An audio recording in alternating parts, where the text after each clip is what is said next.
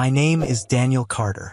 I'm 39, an accountant in Columbus, Ohio, and for most of my adult life I thought stable was the same thing as happy. On paper, my life looked solid. Steady job, modest house on a quiet street, a wife who didn't scream, throw things, or threaten to leave every time we argued. People at work knew Rachel as reliable Rachel, the kind of woman who never missed a deadline, never raised her voice in a meeting, always had her calendar color-coded and her expense reports clean. Our friends saw her as responsible. She was the one who remembered birthdays, who organized group dinners, who made sure nobody drove home drunk. When they looked at us, they saw a grown-up couple doing things the right way. No drama, no social media fights, no public meltdowns. Just two adults who paid their bills and showed up on time. At home, she was my partner. That's how I saw her. We split the small stuff, trash, dishes, grocery runs. We talked about work, about which neighbor was being weird, about whose turn it was to call our parents. We had our little rituals. Coffee every morning at the kitchen island before we went our separate ways, even if it was just 5 minutes. Burnt toast because I always got distracted with emails. Her rolling her eyes and scraping the blackened edges off, dropping some dumb joke that made the morning feel less like a grind. We had a list of baby names saved in a note on her phone. We'd pull it up sometimes on Sunday afternoons, lying on the couch, arguing good-naturedly about which ones sounded like future lawyers and which ones sounded like future baristas. We weren't trying yet, but the list made it feel like the future was already outlined. Like once we decided to step through that door, everything would just fall into place. There was a savings account labeled Future Trips. Every month, a little bit went in. We talked about London, maybe Italy, maybe just a cabin in Colorado for a week. The joke was that we were always saving and never going, but we said it like that was responsible. Sensible. Adults don't just jet off, they plan. From the outside, it all looked boring in the best possible way. No slammed doors. No police at the house. No plates shattered against walls. Our arguments were muted and short. About money, schedules, whether we were seeing her family too often or mine not enough. Nothing that felt like a threat. Nothing that made me think this could end us. If you had asked me then, is your marriage safe? I would have said yes without thinking. If you told me it was already rotting from the inside, I would have laughed, made some comment about how people watch too many TV dramas, and gone back to balancing someone else's numbers, confident that my own life added up just fine. Oliver Grant showed up in my life as a name over dinner. He's the new regional director, Rachel said, cutting into her chicken. They flew him in from the UK. Married, 5 kids. Apparently, he's some kind of turnaround genius. I pictured a tall guy in a too expensive suit, slick accent, polished smile. Another corporate fixer. I nodded, said the usual husband line. Good, maybe someone will finally see what you do there, and I meant it. She'd been grinding for years with barely a pat on the back. At first, Oliver was just work talk. How he'd reorganized a department. How he'd actually stayed late to help the team. How he'd told her she was undervalued and integral. That last word stuck with her. I could tell. She said it twice. You deserve that, I told her. And I did feel proud. My wife finally seen. Nothing threatening about that. But then the way she talked about him started to change.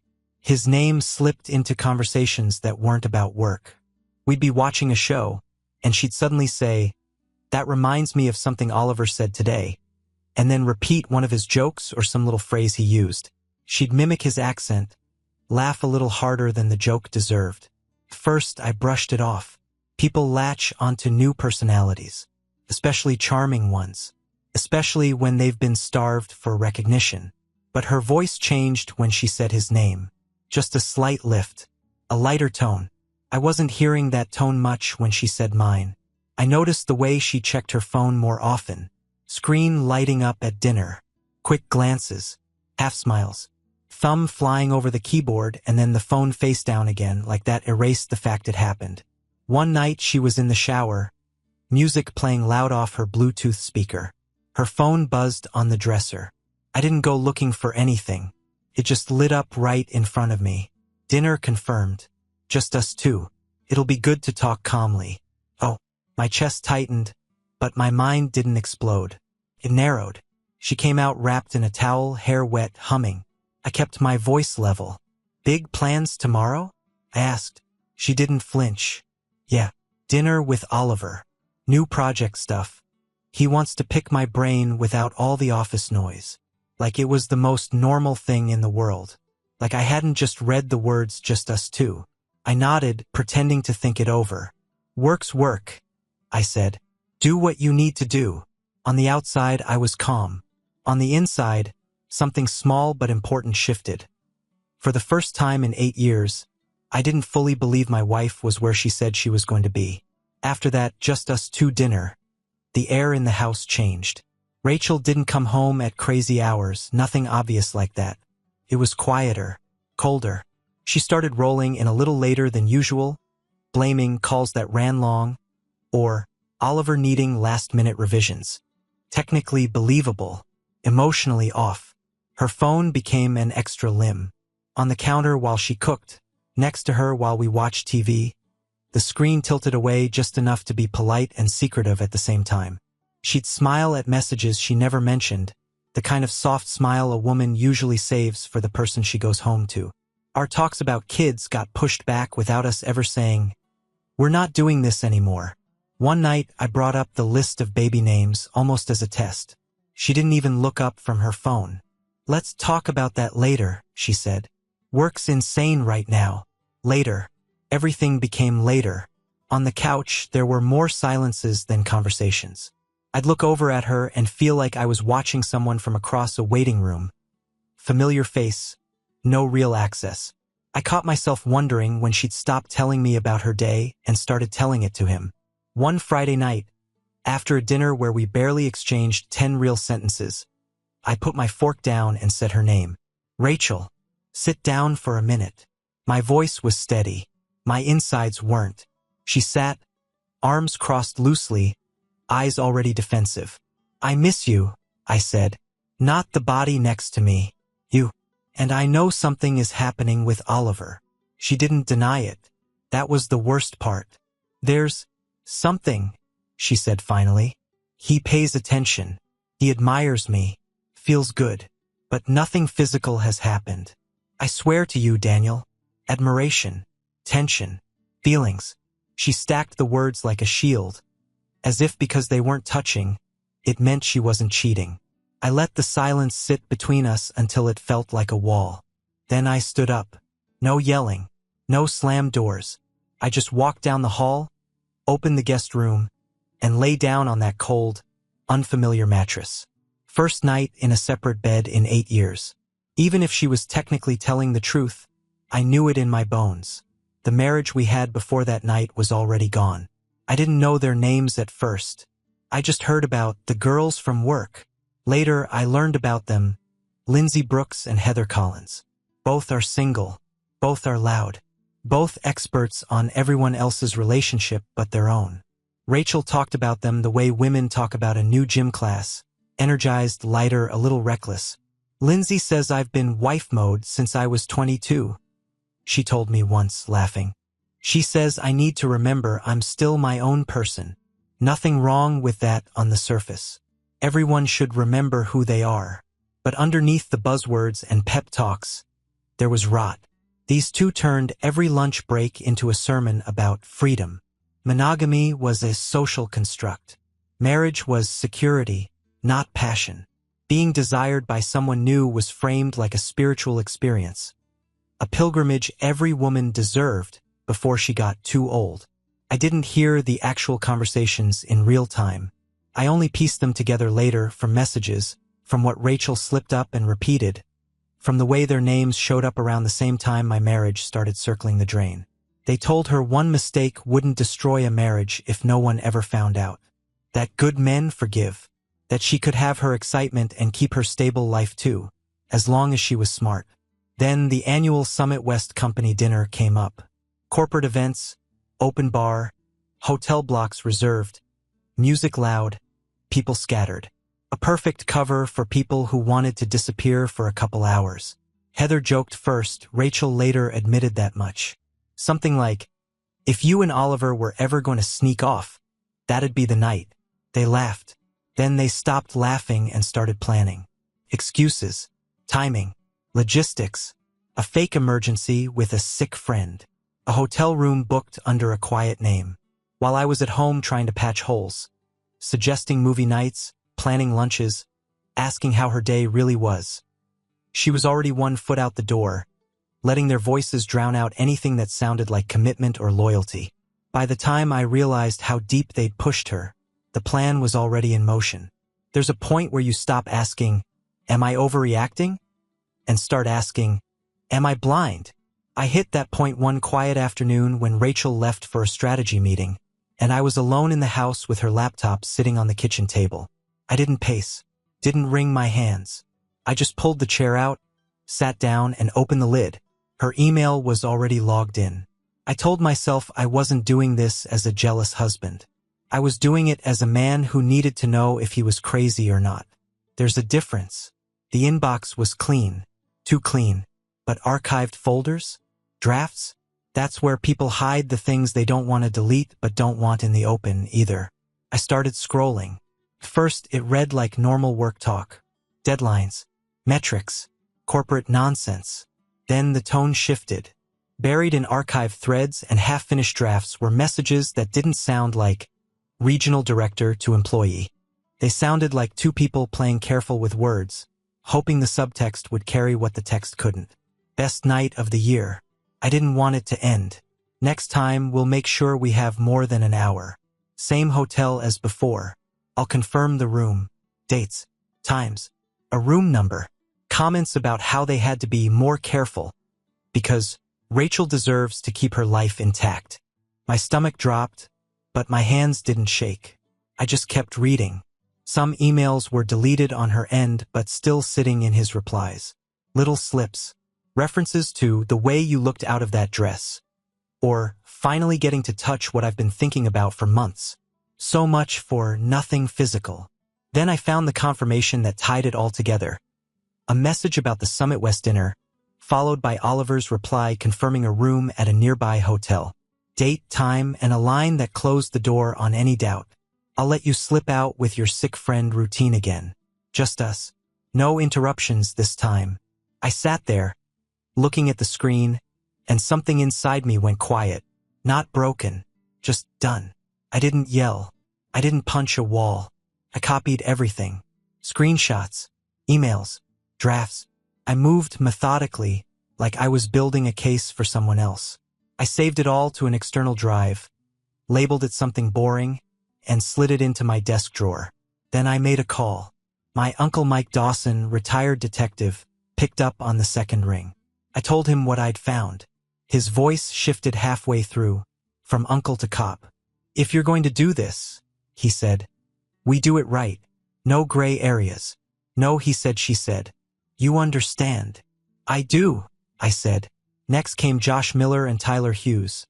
Friends since childhood. Both Army vets. Both men who understand calm under pressure.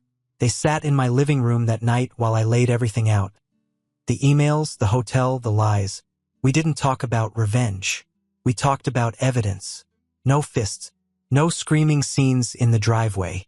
Just a simple, controlled plan to put the truth on record and let it burn on its own. The night of the Summit West dinner, my house felt like a waiting room. Rachel stood in front of the bedroom mirror, slipping into a dark green dress I'd never seen before. Not too flashy, just enough. Hair straightened, makeup sharp, perfume subtle and expensive smelling. The kind of effort she hadn't put in for me in a long time. "You look nice," I said from the doorway. "Company event," she answered, adjusting an earring. "Everyone's dressing up."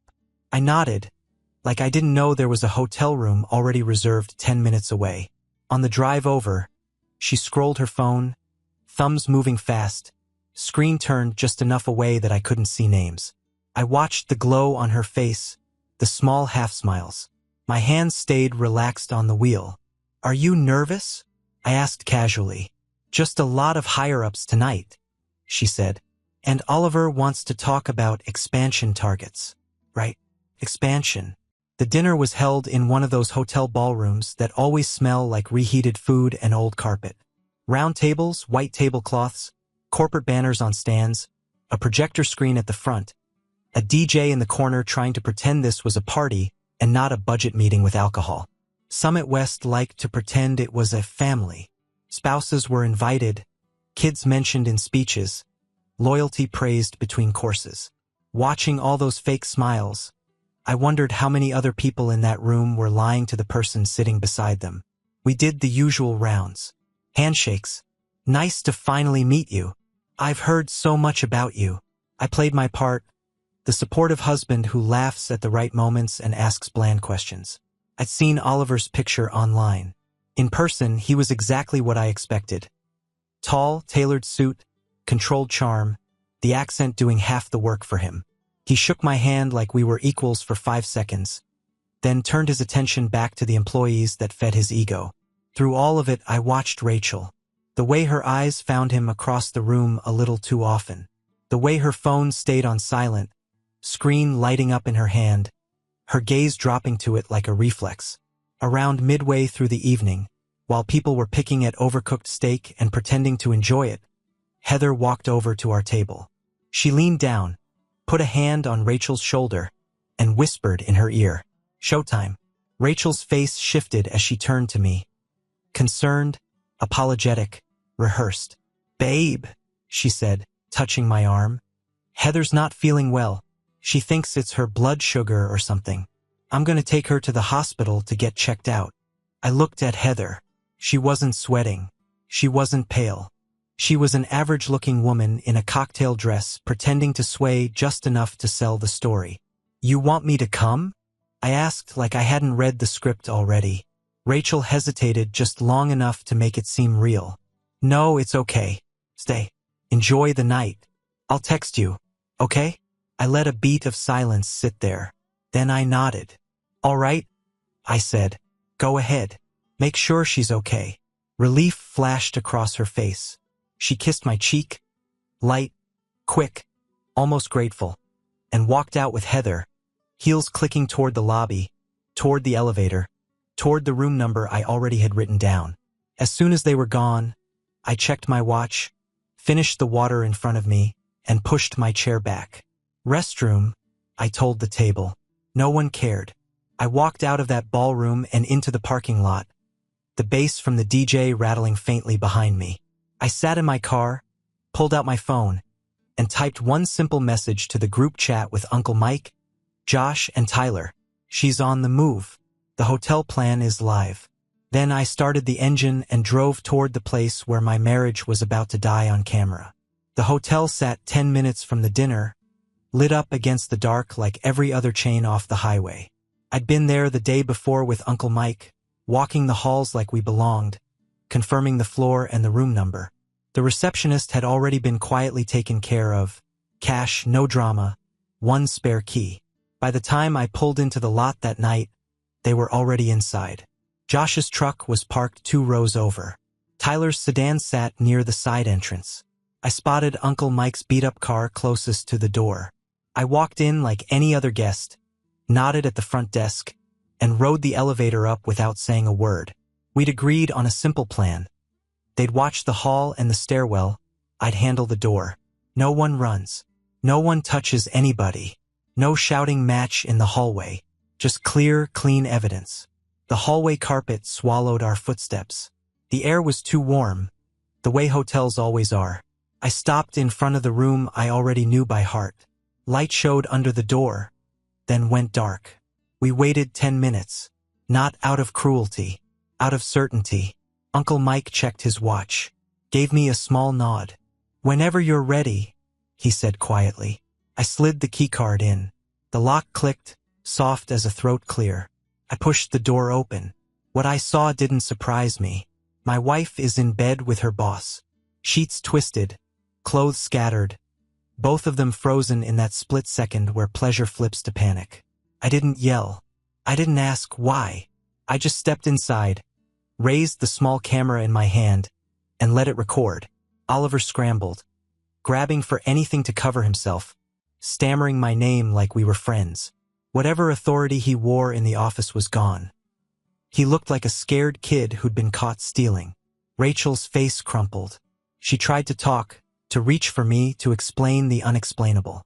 "Don't move," Uncle Mike said from behind me, his voice flat, professional. Josh and Tyler took positions by the door, blocking the exit, saying nothing. I kept the camera steady. No threats, no thrown punches, just the raw truth caught from every angle it needed to be. I'd walked into that room to erase my last excuse for staying blind. By the time I walked out, there were no excuses left. We left the hotel like we were walking out of a meeting.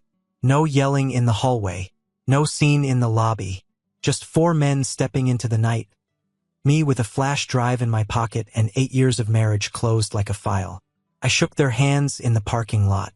"Thank you," I said. No speeches, no chest thumping. They knew what they'd helped me do. On the drive back to the Summit West dinner, I felt strangely calm. Not happy, not satisfied, just steady. The worst part was over.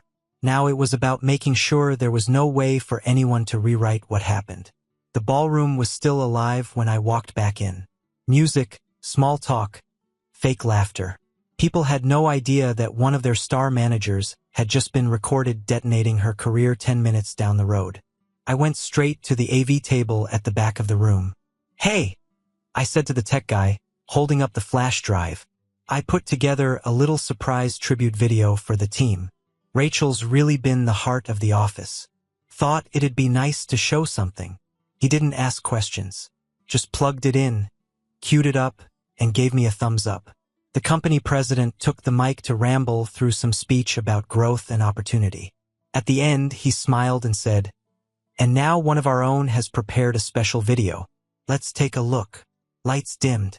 Conversations kept going at first. People only half paid attention. Then the first frame hit the big screen. Not a slideshow, not some cute montage. The hotel room, the bed, my wife, her boss. Clear enough that no one could pretend they didn't understand what they were seeing. The room went dead silent in under 3 seconds. Forks stopped. Glasses froze mid-air. Someone laughed, then choked it off when they realized it wasn't a joke. The president started shouting to cut it, but the tech hesitated just long enough for the audio to spill. Oliver's voice, Rachel's, panic and excuses and reality. Phones came out. People recorded. Even after the screen finally went black, the damage stayed. Summit West liked to call itself a family. That night, I introduced them to what their family had been doing behind closed doors. The video didn't go viral like some internet sensation. It moved quieter than that, inside inboxes, private chats, company group threads. It didn't need the whole world. It just needed the right people. By Monday morning, Summit West wasn't pretending to be a family anymore. It was a crime scene. HR called Rachel first thing. She left the house early, dressed plain, no makeup, like she was going to a funeral. In a way, she was. I didn't ask if she wanted me there. That phase of us was over. She came back 90 minutes later with a manila envelope and eyes that had cried all they could for one weekend. "They fired me," she said, voice flat. I just nodded. "Did you expect anything else?" She opened her mouth like she was going to argue, then shut it. Whatever defense she'd been clinging to died sometime between the video playing and the termination letter being slid across a polished conference table. Inappropriate conduct, breach of ethics, damage to company image. She recited the phrases like she'd been studying them. Like if she understood the words, the weight might feel lighter. "That about covers it," I said. She sat down at the edge of the couch like a guest in her own home. "Daniel, No, I cut in. We're not doing the speech. We're just going to handle the practical things." Her shoulders dropped. She knew what that meant. I'd already met with a lawyer that morning. Brought the drive, the screenshots, the printed emails. He went through it all like a mechanic checking a car.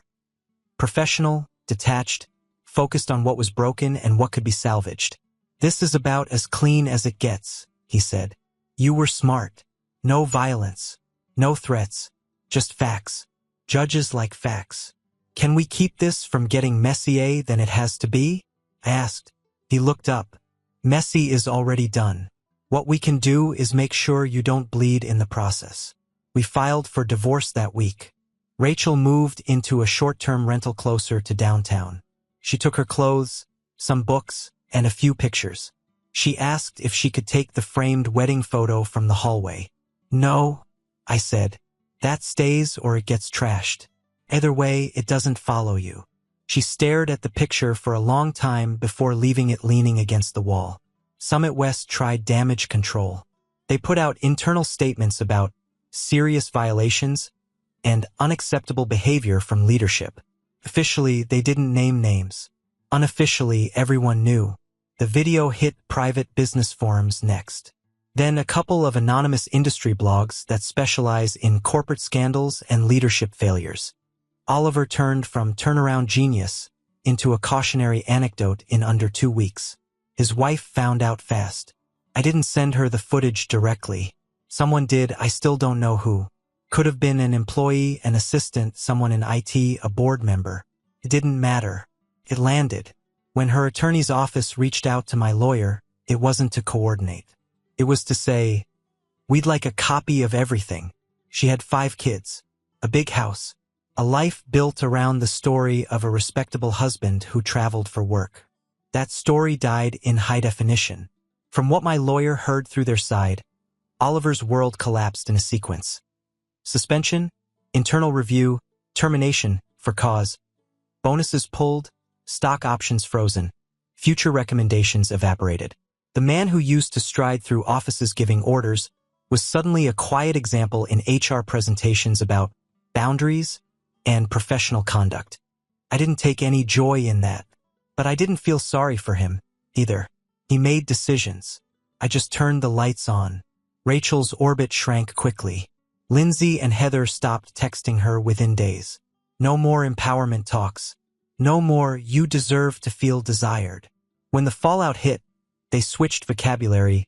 Toxic situation, distancing, protecting our careers. Funny how fast sisterhood ends when job security walks into the room. Rachel tried to call me a few times in those first weeks.